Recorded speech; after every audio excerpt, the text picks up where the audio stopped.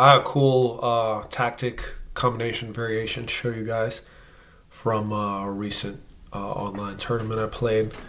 You can see on the side I make a lot of lead chess studies and then I go through them one at a time and add the opening. That's kind of also my way of like um, noting which games I've looked at already. So anyway, I reached this position and Black has just played G6, which is kind of like an unforced error. Um, yeah, I guess he saw these knights over here, and I just played Queen D2. Yeah, anyway, G6 is not a very good move. But the way I responded, A6 is not very challenging.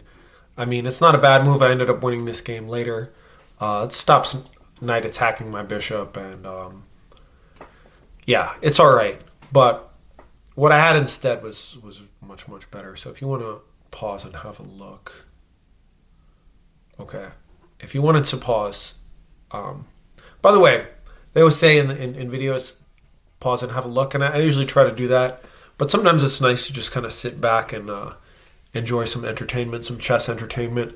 So I think if you're trying to improve, it's fine to have a balance between like really hard focus and just kind of just enjoying some chess. So you can take it however you like it. So anyway, oops, that was what I played. But the best move is Queen to H6. So once you see it, I'll get rid of some of these arrows. Once you see it, the idea is kind of obvious. You want to play one of your knights here and give checkmate, ideally. So one thing you can imagine a lot of, yeah. So the engine says best move is rook e8, and white has a significant advantage. But you could see a lot of players playing this, right? They're hoping that you take the knight, he takes back with the bishop. All of a sudden, you're not coming here with the other knight because it's defended twice. And yeah, black is totally okay here. So that's not the way you want to play it. So there's two moves that come to mind, and actually they're both pretty good. So the first one is bring the G knight. This is kind of intuitive, and I think this is, if people saw this variation, this is probably what most people would play, because you have an immediate threat of knight takes knight, check, bishop takes, and mate.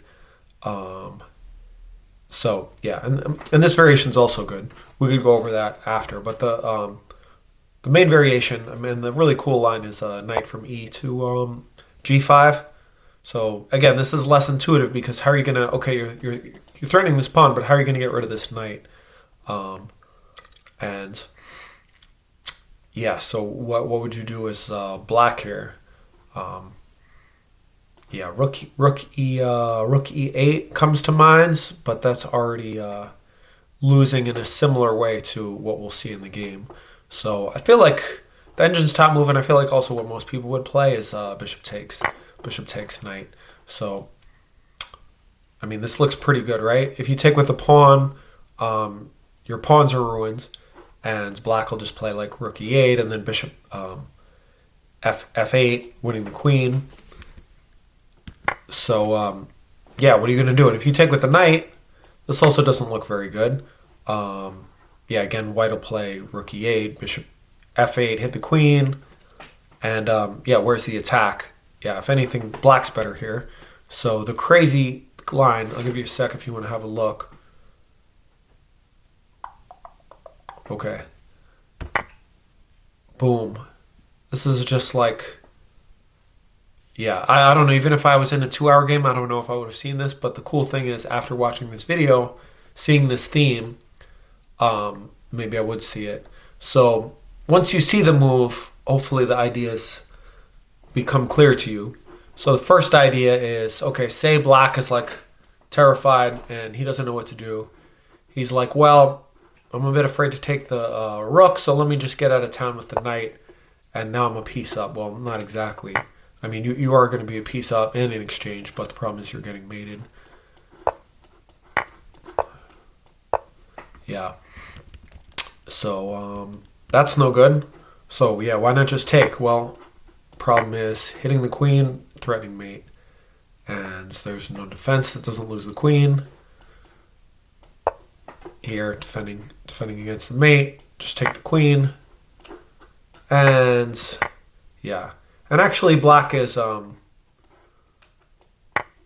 Black is not like totally lost here. I mean, in a blitz game, anything is possible. You know, he's got 2 rooks, he's got 2 minor pieces, and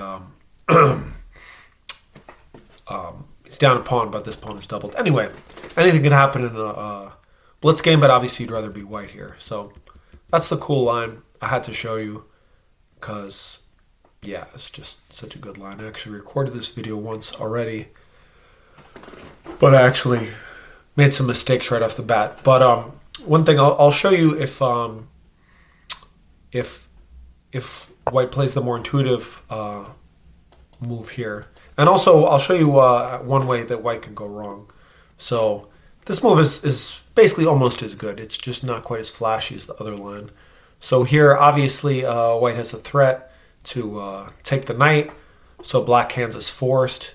And actually, you know, sometimes this is like a philosophical chess thing, but sometimes it's actually good when your opponent isn't forced, because if he has loads of like potential moves, it can be a bit overwhelming, especially in a fast game, because it'll burn a lot of time. So obviously here there's only one move. Knight takes knight's impossible because of mate, and anything else, white's going to take black's knight and give mate. So this is forced. And now here, this is a bit tricky. A lot of people might say, oh, well, I'll take with the bishop, gain time, hit the rook. But then after the rook moves somewhere, you're kind of, oh, man. So that's actually not possible. So actually, even this is really tricky. Yeah. So rook here. This is why I love like looking at stuff with the engine, because you make assumptions and then the engine like destroys your assumptions. So actually here, white is still winning.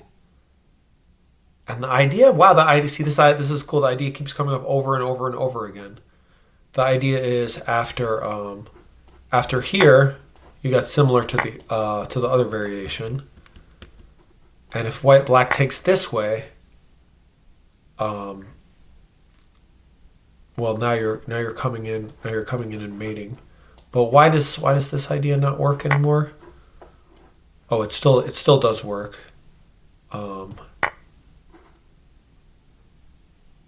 But 96. Oh yeah, king f7. I guess white has given up too many pieces. But still somehow this is still winning. But you got to take there first. Anyway, chess is crazy, right? But actually black is fine after this move. And if you take the rook, he takes back. Black's ready to kick this guy away. And he's got a pawn for the exchange. And yeah, supposedly black is fine. So I didn't even really mean to go into quite so much detail, but the really clean, nice move is rook takes.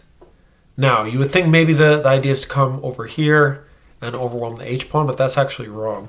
So say black comes here, that's the most natural move to play bishop f8 to kick the queen away.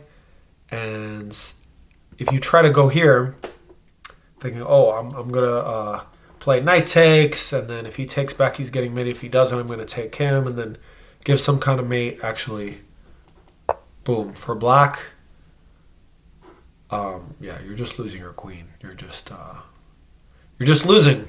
So the idea, which might be really hard to see at the start of this video, but now you'll probably be able to find it pretty quick. It's the same as before.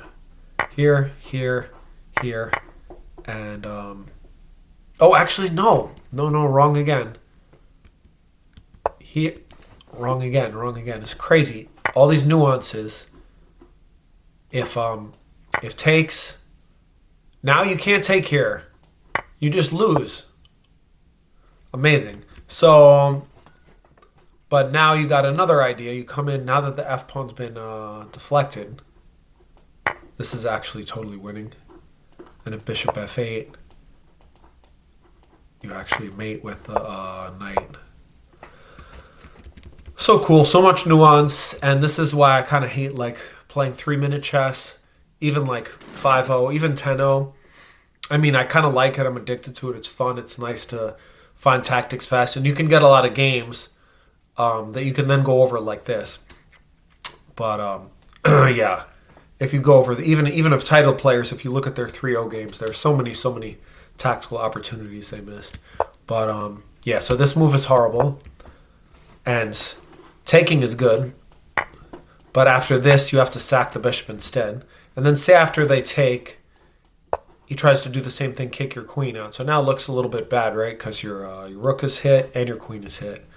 But actually, you're still winning because you can trade rooks. Now the knight bishop's pins, can't take your queen. If he takes his if he takes the rook back, now you just back up somewhere or h3, and yeah, after the smoke clears, you're only up a pawn.